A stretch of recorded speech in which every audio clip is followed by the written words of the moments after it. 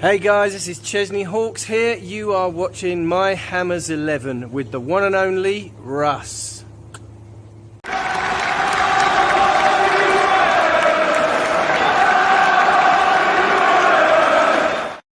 Hi everybody, Russ and My Hammers 11. Hope you're safe and well. If you channel, all that stuff, please subscribe. And I've done it too many times to be honest now. Anyway, I would like to thank our channel sponsors. Untuck check out the description below. Get the proper one out of the way. Anyway, I hope everyone is safe and well today. Another great guest, man with many hats. It's fair to say, he's got a nice and on, but it could be YouTuber, could be, I don't know, football club COO and founder, could be best-selling author. Yeah. Could be father, but more importantly, hammer. That's what we like, Spence. How you doing, Spence? How you doing, man? Good, mate. Yeah, good to see you, buddy. Of course, yeah, hammer, out of all those things, is the thing that has lasted the longest. So we'll go with that. Well, hopefully, yeah. I mean, yeah. Obviously, the tags as well. That's the thing. We hope goes on for longer. And I mean, it's been great. I mean, I was thinking the other day, where like me, for example, the season finished, and then obviously the Euros, and then we've got like sort of a 4 or 5 week period until we sort of start the new season. For you sort of never switch off, do you, with football? Because obviously, even when it's pre-season, you're still doing you and Seb are doing all the stuff, all the finances, shirt deals and shit like that as well. So it must be never ending for you, man. Well, even more so this year, because obviously, because our non-league season was curtailed in December, we started our pre-season actually in June. Wow. Because the boys had so long off. So we weren't playing games, but we started training again in June, and then we started playing in July. So I can't complain, because we had like a 3-4 month break with no games a couple of times, which I didn't enjoy because of COVID. So that's where the elite game and the non-league stuff has really been separated through COVID. You realise where the money is, Yeah. No, totally. But finally got promoted, which is great, isn't it? Amazing. Yeah. No, technically back to back, mate, because we've only had one complete season and 2 non-complete ones. We've got 2 promotions, so yeah, we're all right. We're doing all right. Yeah, it's good, man. I'm friends with a lot of the AFC Wimbledon guys, and and so obviously so many parallels between them and obviously where they were. I can't remember how many seasons ago it was, but now they obviously going into their spiritual home, Plough Lane. Now it's amazing. So great story, isn't it? Yeah, I'm very inspired by those guys. They obviously they'd much more of a sort of catalyst and a historic situation with Wimbledon, but in the way they've done it, they came in the non-league pyramid, I think, 1 level above where we came in, so very similar. And I think it was 18 years from when they started to last year when they moved back to that home. So about 18-year journey. But obviously they got to like League One. They overtook, which is amazing, didn't it? When they overtook MK Dons, they overtook them, I think, in about 12 or something years, 13 years, which is incredible if you actually think about it. So I mean, what an inspiration they are. Yeah, they certainly are, man. And obviously next year, I can never pronounce the name of this. Isthmian. Isthmian. That's Isthmian. Just forget there's like a T and H, and they just say Isthmian. Yeah, they just like throw a few extra letters in just to piss you off. But you got Grays, you got Romford. Yeah. Big day. Ollie Mersey's Coggeshall. Yes, Coggeshall as well. He's my head-to-head other chairman will be going up against Ollie Mersey, which is quite funny. I was looking forward to a potential face-off for Glenn Tamplin, for those people that know of Glenn, Romford, but I don't think he's involved there anymore. But you got some great teams in there, and teams that I've grown up around, which is like I'm from that same area where most West Ham fans are from. So I'm looking forward to it. Big test though, Isthmian League. Some people will know it as the Ryman or the Bostik. It's no joke. There's proper money in there, and there's some really good players. Yeah, it's gonna be great. It's gonna be great fun, and it's phenomenal. It is phenomenal, mate. What's happening? I mean, when you look at guys like, I know they're one league above, but obviously Hornchurch, winning the FA Vase, incredible. FA Trophy, FA Trophy. Sorry, and that's incredible because that is like a League One team winning the FA Cup. Yeah, like they're playing teams from the National League Prem. Conference Prem, whatever you want to call it, in that tournament. So it's unbelievable they did, being 2 levels below, to win that. Fair play to them. Great side. Lots of Essex, very well represented in non-league. Yes. You look at teams like Concord got to the final of like last year's one, but it was played this year. You've seen loads of good teams from around over the last few years. I think Billericay have won the most FA Vases of any team ever. So like we've got some good teams around here. Yeah, no, there are. Looking for the North and the Premier, they're all like names you've heard of, and it's mental. It's and also one up the old Corinthian Casuals. I remember going to Wembley see AFC versus Corinthian Casuals. That was incredible, absolutely incredible. That's what's crazy when you got teams like we played a friendly. Who did we play the other day? We played, I think it was Cray Wanderers. We played sort of from South London way, and they were founded in 1860. Amazing. And we were founded in 2016, right? They are older than the country of Canada as a football club. And like, so it's so nice to be able to mix it with these establishment teams, that have been around for more than almost 150 years almost. Yeah. For a 5-year-old club. So yeah, we love it. Mental. And also, I mean, and that's what, I mean, I love when you and Seb do your sort of your behind the scene type stuff, these sort of little sort of two heads sort of podcasty type things about just the mechanics of everything. And obviously did the thing about the shirt reveal, and obviously West Ham we've done their shirts recently. It really interesting because obviously you sort of a lot of stuff you feel like as a supporter sort of behind, it's all a bit behind closed doors, and you're sort of opening the doors a little bit so people can understand. I think that's really interesting because it gives me an appreciation of how football clubs are run, basically, because it's a lot of hard work, man. A lot of hard work. Yeah, I think we have a sort of duty to be transparent, to be honest, because unlike other teams, like let's use West Ham as an example. West Ham were created. I'm actually wearing a centenary shirt here. It's obviously 1895, so like 100, what is that, 26 years ago. 26 years ago. They were obviously a load of guys working in a factory together, right? And they create a team, and then over that 100 years, you create a fan base in an area, and it's a very natural, organic way of creating a club. A lot of our critics of hashtag, what they'll say about us is, we only have our fans have come from my YouTube channel, or whatever. But so we've sort of reverse engineered it in that we have I had some supporters that really luckily came across to support hashtag as well. And so if we weren't created organically in that sense. We were created with a group of people that liked what we were doing. So if we didn't have them, we wouldn't exist. So for me, they need to know what's going on, because otherwise, what I mean? It's not my thing that I'm protecting from the rest of the world, which is probably how a lot of other chairmen and owners feel. It's our thing that we created. So why not open the doors? I mean, it's also pretty crazy, some of the stuff that goes on at our club, because of our, we're like a big club but a small club at the same time, if you know what I mean. And so it throws up some interesting situations. Yeah, but I just think I find it fascinating. As I said, the whole thing with the shirt deals and stuff, and the process that goes to, because you don't think about it, because obviously it always is during the summer. People on their Macs with their Photoshop make little custom kits of West Ham, and some are really cool, and then nothing comes out. It's just like a white top. It's like, where the hell's that gone? But you said going through the process, and I found it really, really interesting, man. Really interesting. Yeah, it takes ages. Yeah. Like, I know for a fact most Premier League clubs' kits for next season will already be decided. Like, like they will get announced a year from now, but they're already in, like, they've gone through the approval process of what the design is going to look like, because they have to do it so early in advance. Because we always have these issues when we do these deals maybe 6 months before the next season starts. It's always backs to the wall to get the kit in time. You're talking about bespoke shirts, they have to get made in a factory somewhere, and it takes time to get all the approvals. So yeah, like it's just open. It's like Pandora's box when you see the other side of how these clubs work, and it does give me a little bit more empathy for these big clubs and their boards, because I mean, I'm dealing with a much smaller version of the problems they have to deal with. And when you extrapolate that and times it by however, whatever the difference is between our level and their level, it's going to be a hell of a lot going on we don't know about. And that's, I think, such a really good learning thing that I've taken from the hashtag experience is, working with the manager, working with, the officials and the leagues and stuff, is, as fans, there is so much we don't know. There is so much, and all the people coming out about Gareth Southgate in the Euros, about what team he should be playing. Like, he's in training every day. He talks to the players every day. He knows about every single niggle. He knows about every single mental issue the players may or not be facing. Like, so when he comes out with what might seem a unpopular choice, there's a million things going on that we don't know about, probably. So I just think you get a little bit more grounded as a fan from having been involved in it. And I'd actually encourage any fan, if they can, just get involved in a local team in some capacity, whether it's non-league or grassroots. If you've got kids, their team, it just gives you a bit more understanding. No, totally. And you're right. You're totally right in terms of that, in terms of, there's a reason why we're on Twitter tweeting rather than in the dugout. Yeah, you've got to start somewhere, but then do you want to just keep tweeting, or do you want to then, kick on? But I mean, look, we're all very passionate about West Ham ultimately. That's one of the big reasons I'm doing the things I'm doing from my West Ham videos and stuff. My first ever, when I was making FIFA content, my first ever sort of breakout series, if you like, was a West Ham related FIFA series called Forever Blowing.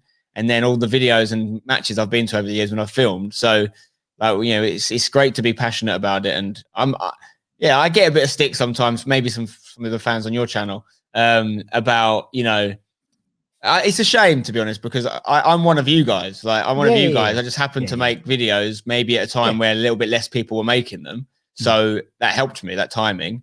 I got certain opportunities. Like, and I always remember when I hosted the West Ham kit launch, I think it was first year at London Stadium. Yeah. And I actually filled in for Mark Wright. Mark Wright pulled out the day of or the day before. Someone I know at West Ham. It was not a paid gig. Like, we're doing it for just. No, no, it's believe really me, cool, Spence. right? I know. Yeah, and I went along, and it was the same day, I think, that they let Tony Carr go, and obviously very popular figure at the club. You know, it being associated with a lot of our best youth players that have come through, and a lot of that was down to him.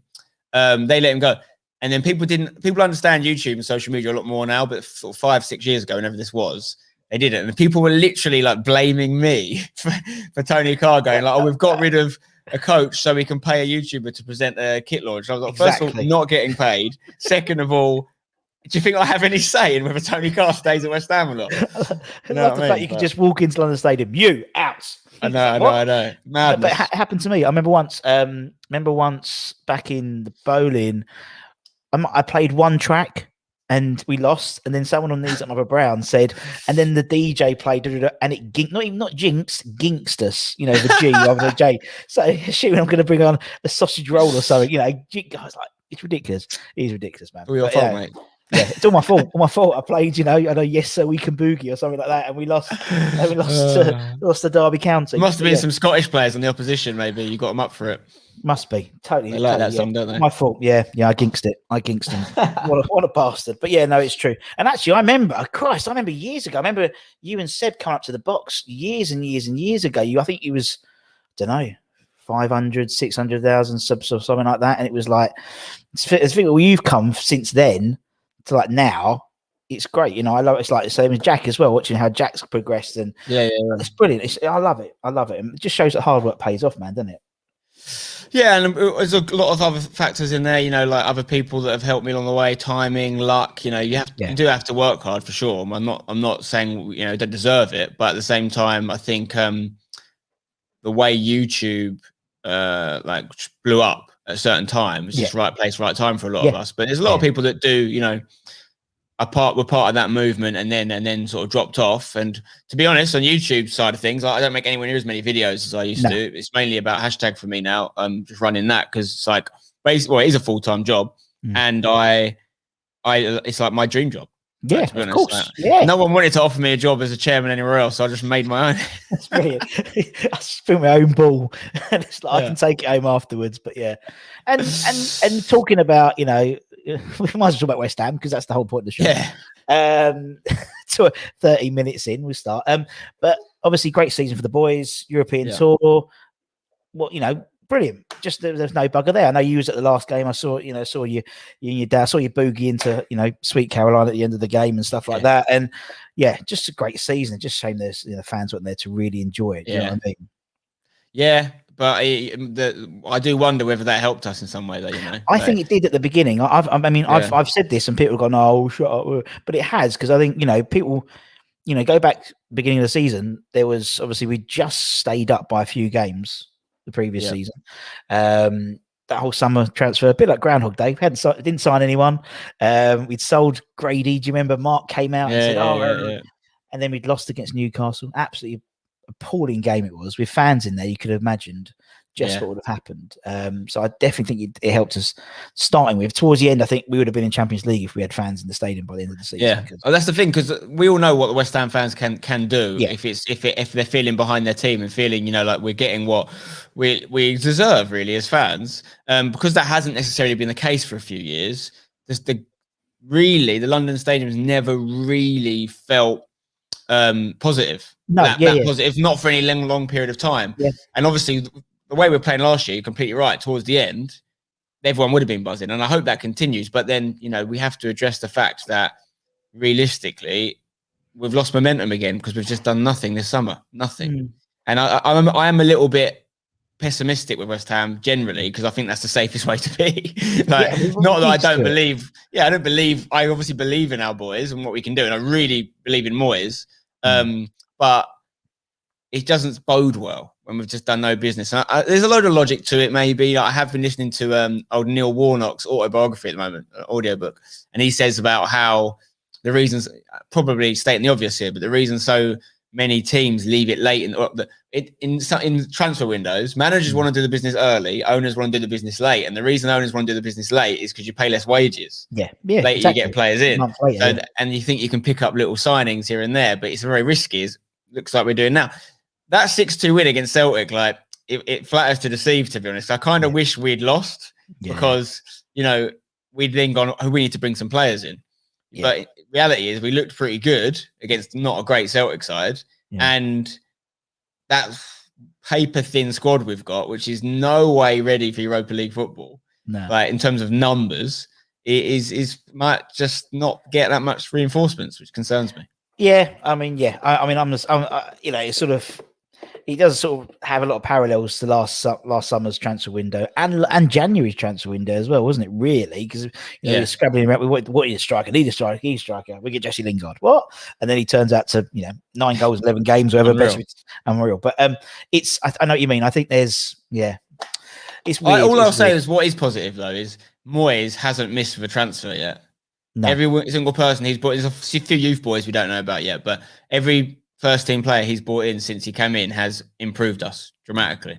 Even Lingard on loan, we'd all love to return. But I've got faith in him identifying the right players. We just need to give him some money. Yeah, no, I agree, man. I agree totally. It is in Moyes we trust, and he's brought like a togetherness. There's a real team bond around the team, and so when we go back, when everyone can go back, whether it's at Atalanta or Leicester City game, when everyone's back in the ground, it's going to be buzzing. I think people are clucking to get back in there, which is quite. It's a full reset. The way I've seen it, it's almost like your computer's been a bit laggy. You do a full reset and it starts all again. That's what I think is going to happen, but we'll see. As you said, we just need a few players in. So, why West Ham, Spence? Why West Ham, man? My dad's team, same reason a lot of people do. I mean, I'm from Essex. I've grew up in Brentwood. My dad's from Grays, very West Ham sort of area. My dad's reason for picking West Ham, I believe, was when he was a kid, because his dad was an Arsenal fan, but my granddad, but he had a teacher that he said to take him to some games, and he took him to a West Ham game, I think. And that was his. Obviously, that was when he was a kid, and he just carried on from there. He was 10 when we won the World Cup in England. And obviously the Bobby Moore and the Peters and the Hurst association would have been rife. So he loves it. He's a big West Ham fan. He got us all into it. My mum's side are all Tottenham, which disgusts me, but it is what it is. But no, we've been West Ham since day dot. And the only other team really more local to me I could have supported was Southend United, because I was born in a house that literally, the room I was born in, you can watch the match from. Right next to the stadium, overlooks it. But my dad was already West Ham, wasn't he? So never was an option. But I have been to a few Southend games. Yeah, I've been to Rootsall a few times. Don't mind Rootsall. It's all right, isn't it? I mean, we just got Orient quite a lot. Used to go at the O's because it was tenner for an under-16 season ticket, and they used to do the whole West Ham away, Orient at home type thing. So it worked out quite well. I used to love that. And obviously, we know that the whole family, it's Saunders and Seb and your dad, and more importantly, how long was it until the little one got a West Ham kit? Well, my friend Lewis, who works for us at Hashtag, bought him a West Ham baby grow like the second day we were home. So I put him in it. I put a little picture on Instagram because I said, you've got some choices to make, and it was him, and he had one baby grows in front of him. It was West Ham Hashtag, and then because I'm involved in FIFA esports, someone from FIFA sent me a blank one that said Future Esports Pro. So these are your choices in life. I was like, you can be anything you want to be as long as it's one of these 3 things. Poor bugger. I say that my daughter, she was 3 days old, and I've got a picture of her in the playoff trophy. Oh, in it? Yeah, no, that's pretty cool. She was due on the playoff day, and I had a really good seat. So I was obviously at Wembley, and much to Colton couldn't believe it. I prove it, but and so she was sort of implanted a bit like Harry Potter, sort of with the scar. She was implanted 3 days in, bless her. But get him in early, mate. You got to get him in early. It's a family thing, and that's what the other thing is. Since he's been born, West Ham have qualified the Europa League.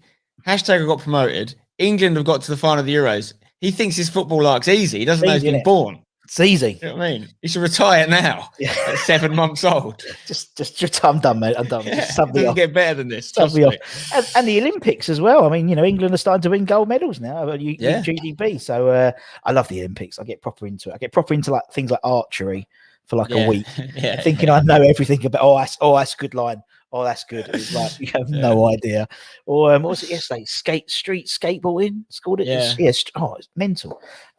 And they just all keep falling over. I've never seen. It's like all the skateboarders I see around London. They never seem to land anything. They always seem to be falling off.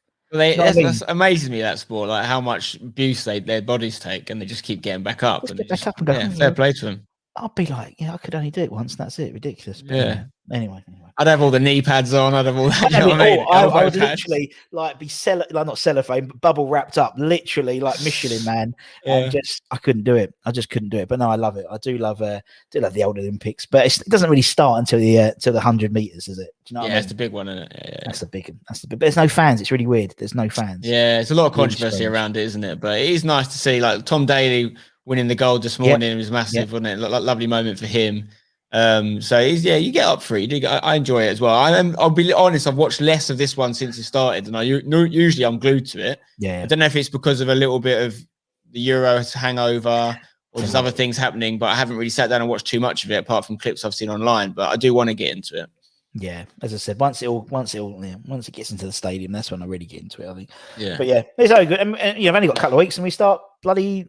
West Ham starts again, and when's the first game at hashtag? When's that start for you guys properly? Our first game, I can tell, it was actually on a Sunday. Weirdly, it's on Sunday the 15th of August, I believe, because our team we ground share with a team called Bowers, and we both got drawn home on the first week, so they have to go to Saturday. We go to Sunday. Sunday the 15th. Week after that, we got FA Cup. We were in the FA Cup for the first time last year, and now this year, obviously, we're in it again, and we have our first game the week after that.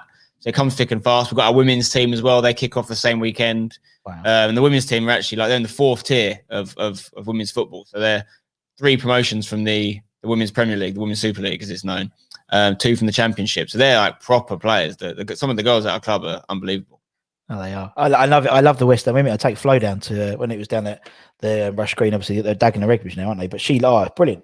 And we've actually got a lot of the ex-West Ham ladies players at hashtag. So from that era before West Ham took women's football really seriously and got into the Super League, we've got their old manager. So Jason Stevens, our women's manager, used to be the West Ham. How funny is that? My football team's manager used to manage West Ham. Brilliant. Love it. Ladies. Jason Stevens. We've got players from that same team that he managed there. So it's quite cool. And then we actually had one of our players trialing there this summer. We had a friendly against them. So hashtag have played West Ham. You know, not in the big FA Cup game that I'm looking forward to that will happen one day. But in a friendly, we have played West Ham, which is pretty cool. That's awesome. You would have to get a half and half for that, wouldn't you? Surely.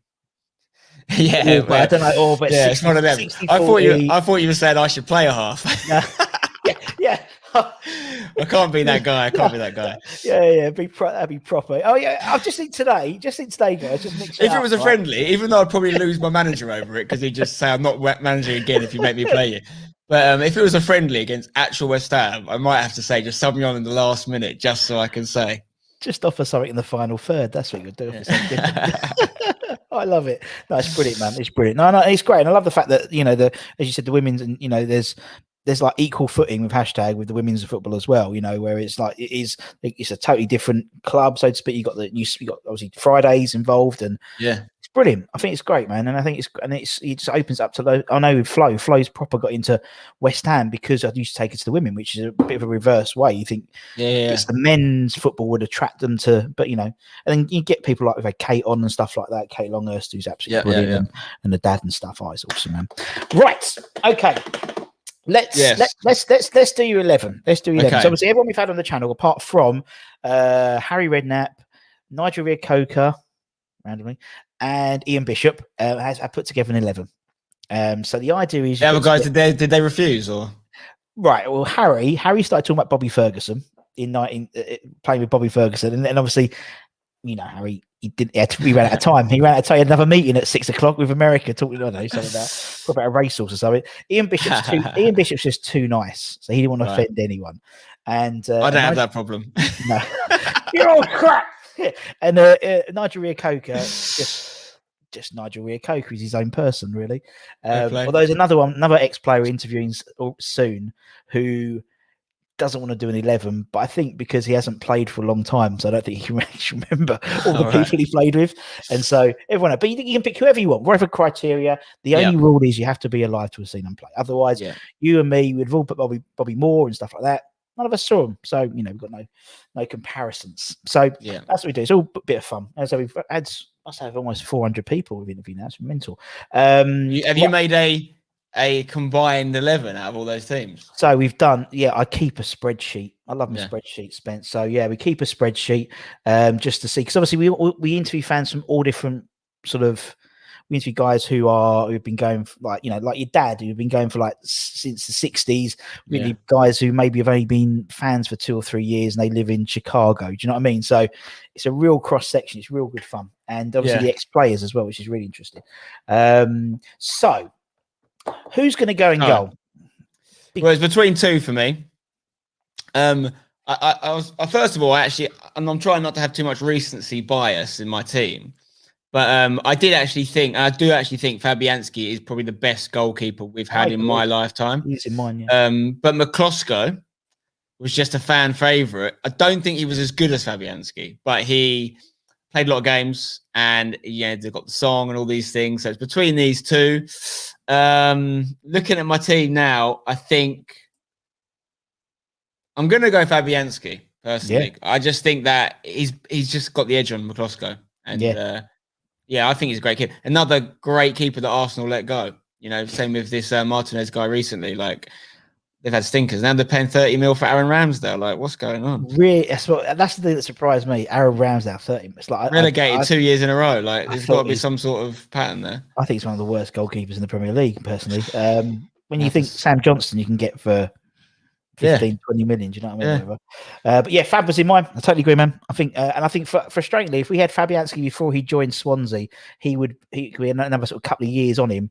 He would be in the same ilk as Ludo in terms of how people, because his longevity. Ludo was in goal for years. It looks like we're starting to prepare for life after him now, though, isn't it? Because we've been linked with keepers, and it's probably the right thing to do. He has had a few injuries as well, hasn't he?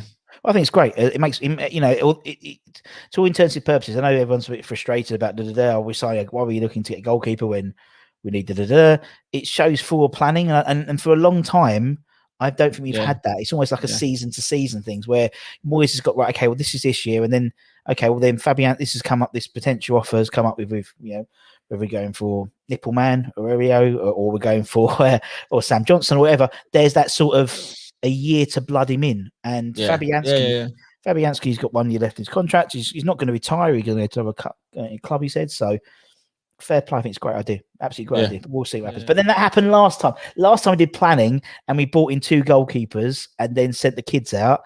We had Roberto.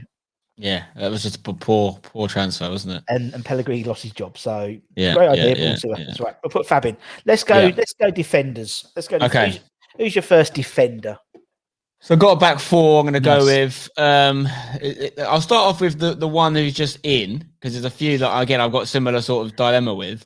But in centre back, I'm going Steve Potts. Oh, now I don't think Steve Potts is in the 2 best centre backs we've had in my lifetime. But when I grew up, I sort of fell in love with him a little bit. Like I was playing centre back as a kid. I actually didn't know until I was older he was American. I thought he was English until I was like 15, and I found out he was American. I was like, it sort of changed him for me a little bit. So I thought he was this like English guy called Steve, like my dad's called Steve. But not that it matters. He just played a lot of games for us. For me, in that period of my life, like mid-90s, sort of growing up, he just epitomised West Ham for me at that point in time. And so for me, he's in there. Not the best centre back, but his son went and played for us as well. Dan Potts, I love that. Freddie's just signed. Yeah. So he's got to be in there for me. I agree. And then next to him, it's between 4. I will pick one, obviously, but I want to give him a shout out. So Christian Daley for similar reasons to Steve Potts. And if they have a song about them, it puts them up 10%. Yeah. But I loved Christian Daley. I love his battle in there. Like I really enjoyed supporting him as a kid. And then more recently, James Collins, Winston Reid, and Ogbonna. They're the four I'm choosing between. And because there's four, I'm going to go with the one that I think is just the best at football. Because they've all put stints in. They've all played hundreds of games for West Ham. Yeah. And I think Ogbonna is the best of those four, personally. Yeah. I think all the other three deserve a huge shout out, and they've been great servants. But Ogbonna's been at the heart. He's got better with us, actually, as he's been with us. And I really like watching him. I'm a big fan of his. Yeah, and also it's typical. He's sort of finding the form of his life just towards the end of his career. Do you know what I mean? Yeah. But as you said, when he joined, he was like okay, but like the last few, a bit like when it's about Ginger as well. Ginger goes away, comes back, and arguably plays a lot better than when he left. He was a different type of player, and I love him. And Potts, I when I was young, I did start up a Steve Potts Appreciation Society. Me and my mate, we had two. We had that in the John Moncur Association. But John Moncur just loved a yellow card, didn't he? His yellow card stats are a joke. John Moncur, you can always rely on it. It's a great bet. People used to count, didn't they? When he came on, he used to count on their fingers and John came on, and but that was only towards the end of his career. He was a very skillful player. But Oggy, love Oggy, and would have been in. I mean, who's your pick for Ham of the Year last year? Last year for me, I would probably say Soufal. Yeah, personally, but it was hard. I mean, there were so many good players. Like the squad really did well, and we had a lot of injuries at centre back. Because at one point I thought Ogbonna had been brilliant, but then he went out for a bit. Obviously Souček, obviously Rice. Rice is like expected to be at a certain level now, so he doesn't get the credit if he stays at it. Agree. But I'd say Soufal just coming in that price as well. What a deal. Yeah, and also like that first game was that Leicester game when he came up and everyone was like scoffing at only paying £5 million for a right back. What can you get? And he was like, okay, possibly the best right back in the Premier League. No, I love him. No, he was the same with me, man. Absolutely same with me. Right, okay, we'll put Potts and Oggy in. Well, that's a good centre back pair. I like that. I like it. I like that. Right, okay, go on then. Let's go left back then. If you've got back four. Okay, this was between two as well. Julian Dix and Aaron Cresswell. Very different players. They both share a characteristic, which is they're both sort of been robbed of an England cap. Yeah. Very different though. Like I love what Dix epitomised. Just when you're a kid and you like put in a hard tackle, I would just see Julian Dix in my mind. I actually went to the Julian Dix karate school in Brentwood. I only did one class. I love that he's got a karate school. No, it was a black belt, wasn't he? I think it's a black belt. Yeah. He had a karate school in Brentwood. I went to one class. I left because you had to do it bare feet, and there was a kid in there with verrucas. It scared me. Nothing to do. That's no reflection on Julian Dix's karate teaching ability. And he didn't actually teach the class, by the way. It was just he's probably sold the name. It was some other guy. But then I met him a few times. Because he was the manager of Haybridge, who we're in the league with now. We had a friendly against them, so I met him and chatted to him about football. I love Dix, Julian Dix, Cresswell. Say it very quick. Cresswell is very different. I've been fortunate enough to meet him as well. A really nice lad. Mm-hmm. He, I think he's really been an important stalwart for us in the last sort of 5 years. Definitely. And it depends what sort of team I want to build here. Am I building like a 1990s West Ham sort of Brexit, you're not getting past sort of team? Or am I building a football team that can actually play a little bit? The Dix could play, to be fair. Great penalty taker as well. But I'm looking at my team and I think I'm going to go, who's better at football?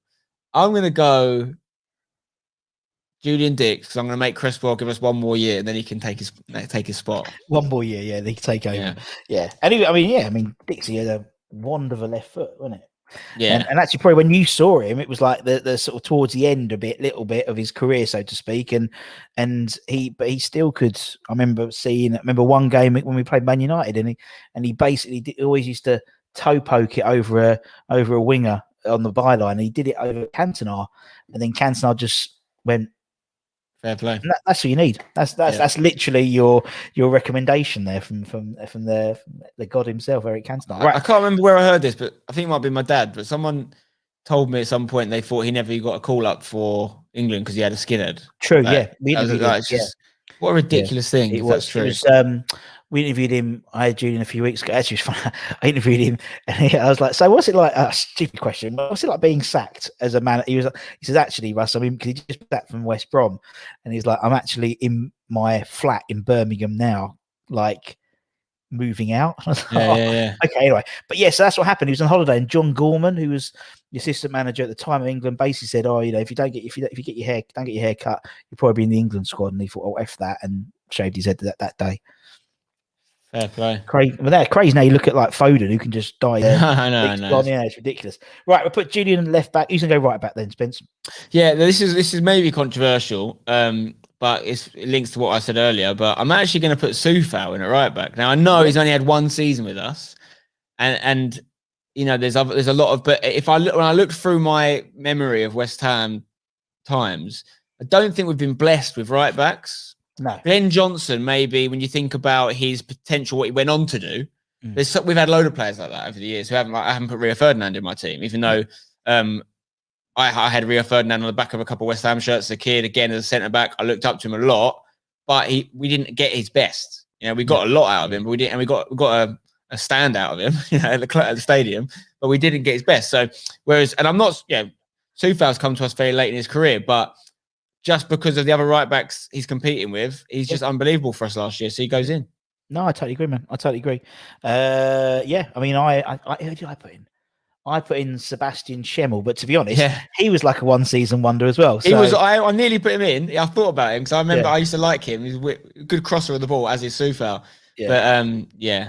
But no, I think so because Schemmel was involved in some way in that game we lost to Everton when we got relegated. I can't remember. Did he give the ball away or something? Well, he was basically good for. Well, I remember he was good for one season and shit for the second season. Yeah. And it was. And when we interviewed him, I asked him that. He went, "Yeah, basically, I got my hair cut. Trevor Sinclair cut my hair, and then I was shit." So it was like, fair enough. Samson, that's what it is, isn't it? That's what it is. But a lovely bloke. But there's not many ex-players who have a they have a restaurant in Luxembourg called Upton Park. Yeah, that's pretty cool. And and I said, "Why'd you do it?" He said, "Oh, because if it wasn't for West Ham, I wouldn't have owned the restaurant and stuff." I was like, and I love that when a player moves on, but the club stays with them. We all know about De Caneo's tattoo and stuff. It's like that's a massive. I think it really, really resonates with the fans. Yeah, definitely. And Seb's got a tattoo. He's got a West Ham tattoo, and I'm nice. really noble, needle phobic. So anyone who's got a tattoo, I respect. And for have a West Ham tattoo, and it's not your club, Yeah. Ultimate respect for that. I mean, I passed out my BCG test, Spencer. You know what I mean? Knocked out the poor nurse, bless her. Right, okay, there's a back four. Nice. Okay, let's go into midfield then. Who we got midfield? Who's your first midfielder? Okay, so my formation, I'm playing like a 4-2-2. That's what I'm playing. Okay, two centre mids, two sort of CDMs. Not that surprising, really. Mark Noble obviously has to be in there. I've heard of him. Yep. Yeah, what a man. I can't say enough good things about him. Really, he's obviously coming to the end of his journey with us, but he's been around his whole career. He's done it all. He's gone down with us. He's come back with us. He's one of the best penalty takers statistically in European football. Fact. Yep. Fact.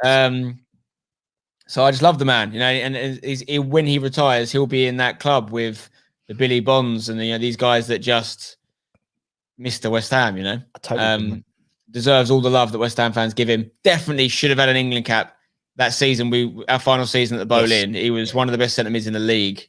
It was unreal. He did drop off a bit afterwards, as it would be expected as you get older. Like in later years, but that season he was ridiculous. Oh, best in his position in the league, wasn't he? Yeah, he was awesome. And I think with him as well, it's something unusual that you have a fan who's playing for your club, like a proper fan. And some people, I mean, Deck has become a fan, so to speak. Yeah. But he's, as you said, when his debut, he walked home, didn't he? After his from Upton Park and stuff, Nobes did, and I just think he's great. And actually, watching the games behind closed doors, and some of those times where obviously Mark's not in the squad, I watch him watching the games. That makes it like player cam, but fan cam almost. And you watch it and you go, he actually, and I know he's a fan, but to see it in real life, he's watching it like you and me would watch the game. You know, so passionate about it. I think it's going to be a very emotional season next season. Just say that. But then when he lifts the Europa League, you know, that'd be great. Great end to his career. Europa League tweeted about him, didn't they? Like his last season at West Ham, his first season Europa League is pretty cool. Yeah, asking for it. Right, okay, we'll put Nobes in. Who's Nobes going to partner then? That centre then. Next to him is going to be Declan Rice. I think that there was quite a lot of good centre mids to choose from. You know, but it's been a while since we had a player that is such an integral cog in the England team, which he has become now, even if he didn't feel that way before the Euros. I think he was so good, even against Italy in the final, I actually thought he was doing some really good bits. And he got subbed off, obviously, which is a shame. But really nice lad. Like, again, having worked with him and met with him a few times. Unbelievably talented. Work rate, to leave Chelsea when he did and come in and sort of say, well, that's not going to define me. I'm going to come back and I'm going to become what he's become. It's really inspirational. And I don't know how much longer we'll have him. We might not even have him next season. I don't know for sure. But even if that's the case, fair play to him. He could have pushed for a move last year, probably. And I just think, he's just class. He is absolute class on and off the pitch, man. He just gets it. He's got that old school mentality about him that when we joke about people like John Moncur and people like that, they still have this, and even earlier date, Machiavelli, Cotti, they have this sort of rapport with the fans that modern footballers don't usually get, but Dec does get it. He just gets it, and absolutely. And as you said, it was, although part of me, I don't know if it was the same as you, when he's taken off for England, I'm a little bit relieved because I know how much, so we know what happened after with all the penalties and stuff like that, and how much everyone's vilified those players and stuff. And I didn't want that to be Dec because he's and it's so it's really weird. I'm like, oh, thank God he won't take a penalty, he won't miss it. I was worried when we played Germany because he had a yellow, didn't he? Him and Calvin Phillips were both on yellows, and obviously in that position, tackling CDM.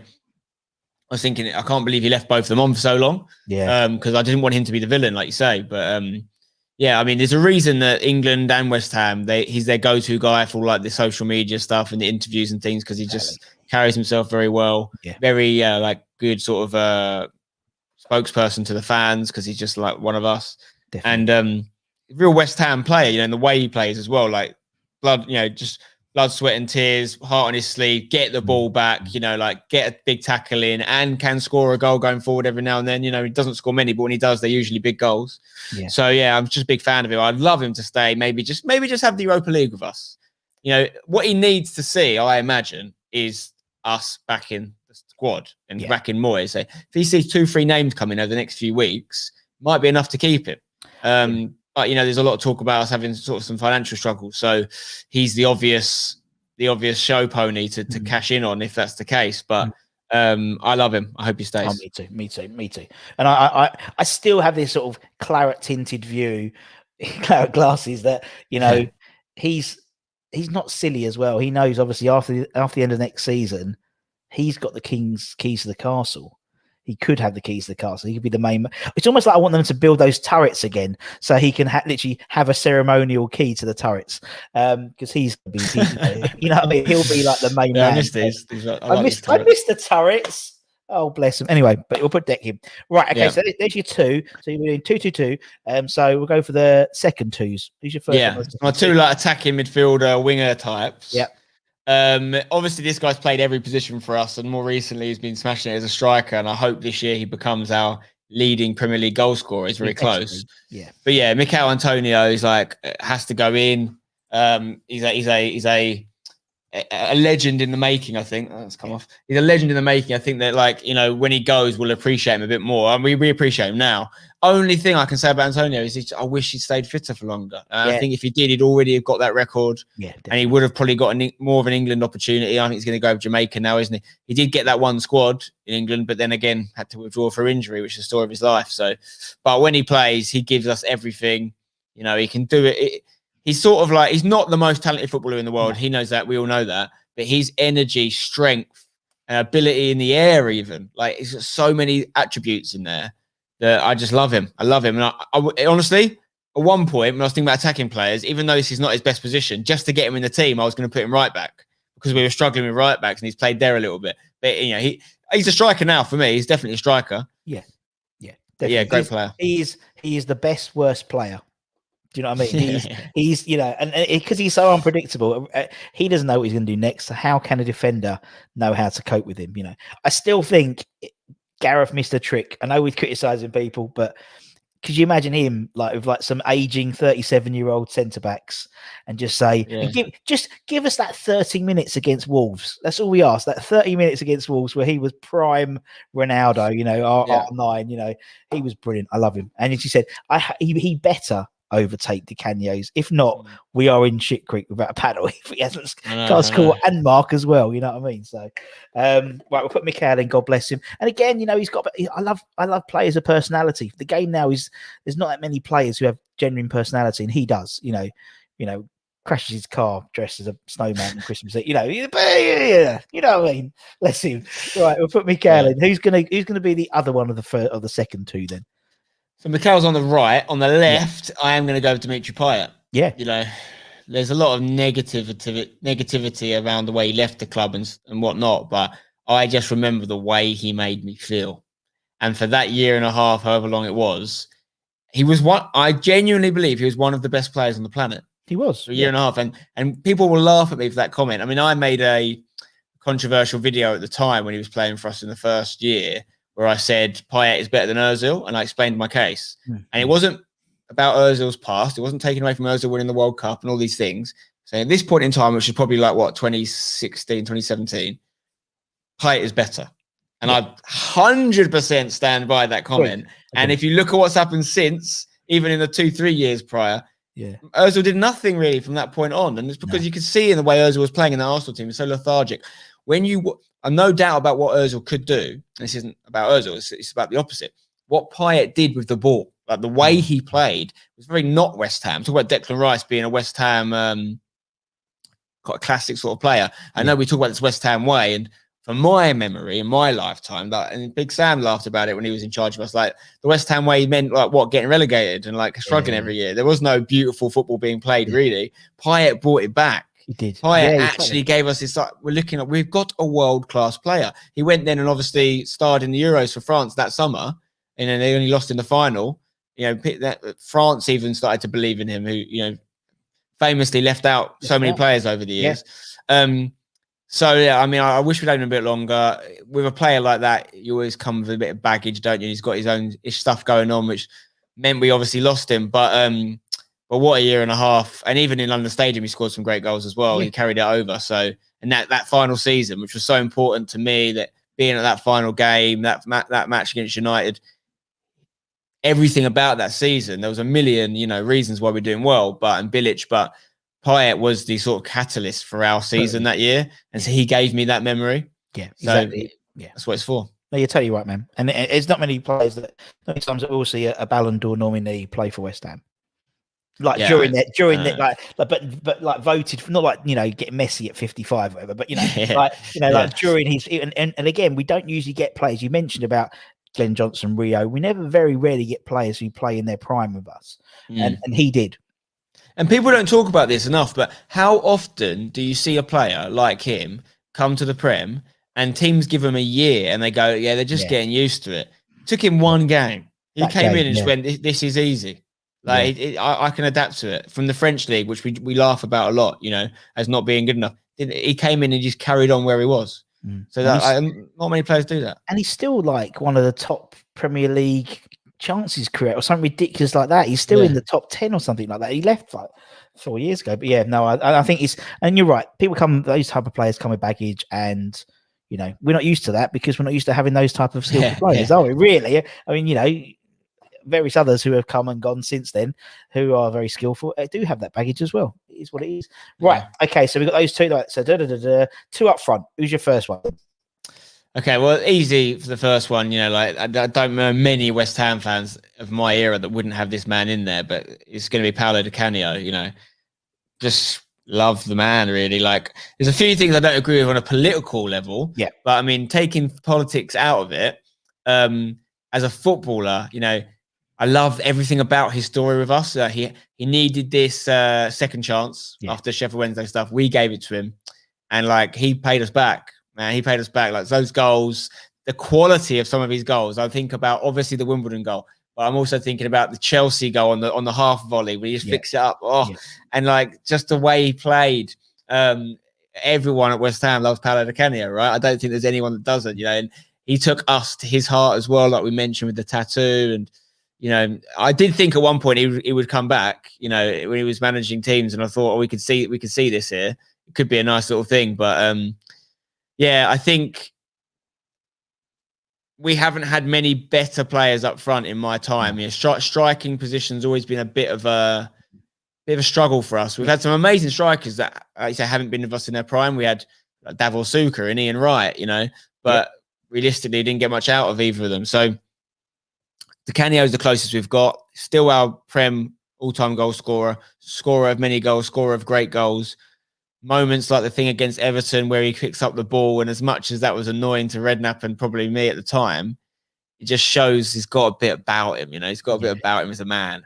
So he has to be in. He has to be in. You're right. You're totally right. And again, there's two types of West Ham players. I think there's sort of, you've got like this sort of your Billy Bonds type players, and you've got your Trevor Brooking type players, and very rarely you get people who sort of cover both. And De Caneo sort of did that. He had the skill, arguably maybe not as skillful as someone like Payet, but he had this sort of like just rapport with the fans, and it just worked. And you said, you're totally right. Second chance, if he hadn't signed for West Ham, you wouldn't have listed now a list of Premier League greats, and he wouldn't have been in that list. Now he is with Zola, Bergkamp, Omri. You would say De Caneo isn't that list, but him and Carbone at Sheffield Wednesday probably not so. No, exactly. Am I right in saying that he never got a cap for Italy either? I think you're probably right. Right. Which is amazing, really. I mean, they've had some great players, Italy, in that era, but. Yeah, fair play. Should have got him in England. Should have got him in England. Yeah. Should have got him in England. Don't know. No, it's always that case, isn't it? You always say, I remember we was looking at Manuel Amunia and various, but it never happens, does it? It never happens, really. No. Hargreaves is the closest we had. Hargreaves, I suppose. Canadian, isn't he? But Right. One more spot. Who we got then, Spencer? For me, again, back to that era I grew up in. A couple of stints at the club, lots of goals. Tony Cottee. TC. Yeah. I like him as a man a lot as well. Spent a bit of time with him, and just like again, like Steve Potts factor. It's the same thing. Growing up, Tony Cottee was the man scoring our goals. Pretty simple for me. More so in his second stint with us, where I was more of alive at that point. I'm more aware. I was alive for the first stint, but less knew what was going on. So I think. It's one of them. In the nicest way possible, I want him to be replaced in this team. Because I want, and whether it's Antonio taking the striker spot or someone else coming in and scoring 100 goals for us over the next 10, 20 years, he should be replaced if we have any sort of success. But while this current generation, the 32 years I've spent on the planet, he is one of my favourite strikers we've had. I totally agree, man. I know exactly what you mean. And he's again, a West Ham fan. And he did get a couple caps of England, didn't he? Yes, he got, because it was either 7 or 8. I said the wrong one because Tony's like proper on his stats, and I got everything right apart from his England caps. 7. I'm looking at it now. 7. Yeah, 7. Yeah, because he made me know that and every time I still see him, he still says, 7 times capped England. Fuck off. Anyway. And I think because I saw that they released this clip of, I think it was like the I'm going to say 88 England squad or something, or 86 English squad, and they were like singing a song in like Top of the Pop style setup, and Tony Cottee's in there. We've got like Lineker in there and all these guys, and Tony Cottee's in there. So it's a good little crowd he got in the squad with. Mental. Well, that's the team. I haven't got a 4-2-2 graphic, so it's 4-4-2. But there we go, mate. Nice team. Like it. A nice mix. You know what I mean? A nice mix of like old and new. And a bit of middle period, it's a lot of people tend to just go for the old players, but you're right. It's important to acknowledge the great season we're having now. Or we had. Big question though. That team, all in their prime, do they beat our current team? Yeah, I think so. I think they do. I mean, the midfield is strong in their prime. Those 4 players. Ooh. It's like I remember interviewing Mark Ward, and I said to him, we talking about like the current team, and he's like, Russ, this was the season before. So the season we would just like stayed up, and he went, Russ, our team would have smashed this yob 4 or 5-0, and it was fair enough at the time. But this team, yeah, I think in their prime, but again, like in their prime, someone like COYI, you don't get that sort of fox in the box anymore now, do you? You don't get they're all forward, and it's very rare. You get, obviously Defoe's still banging them in for Rangers and stuff, but you don't get that sort of like goal scorer. They're all sort of, even like Ings, who used to be like that, has sort of adapted his game to be more of a forward rather than just a striker. But yeah, anyway, Spence, man, it's been a pleasure. I appreciate you're a very, very busy man. So it's been great chatting to you. So and good luck to the new seat, up the tags. Yeah, cheers, mate. About the tags. Get yourself down to a game one day. We'll be down there. I'm gonna definitely get down there, mate. And everything else for myself and from Spence. Take care, everyone. Stay safe. Wash those hands. Get those jab appointments. He's already doing. Come on, you irons. And we'll see you again very, very soon. Take care, everyone. Much love. Bye bye.